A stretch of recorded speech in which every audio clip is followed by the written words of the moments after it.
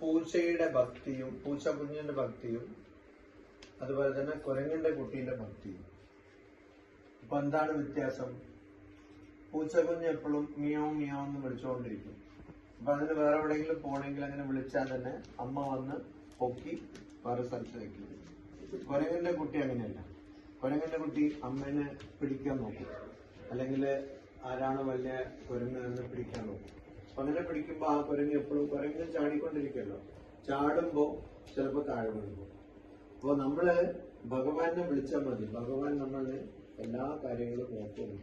ഭഗവത്ഗീതയിൽ തന്നെ പറയുന്നു, ആരാണോ നിരന്തരം എന്നെ സ്മരിക്കുന്നത്, എന്നെ കുറിച്ച് ചിന്തിക്കുന്നത്, പ്രാർത്ഥിക്കുന്നത്, അവർക്ക് എന്താണോ ആവശ്യം, എന്താണോ അവരുടെ അടുത്ത് ഇല്ലാത്തത്, എന്താണോ അവരുടെ അടുത്ത് എത്തിക്കേണ്ടത്, യോഗ, അതുപോലെ തന്നെ എന്തൊക്കെയാണ് അവരുടെ അടുത്തുള്ളത് അതിനെ സംരക്ഷിക്കേണ്ടത്, ക്ഷേമ, രണ്ടും ഞാൻ ചെയ്യുന്നു. യോഗക്ഷേമം വഹാമ്യഹം. ലൈഫ് ഇൻഷുറൻസ് കോർപ്പറേഷന്റെ മുദ്രാവാക്യമാണ്.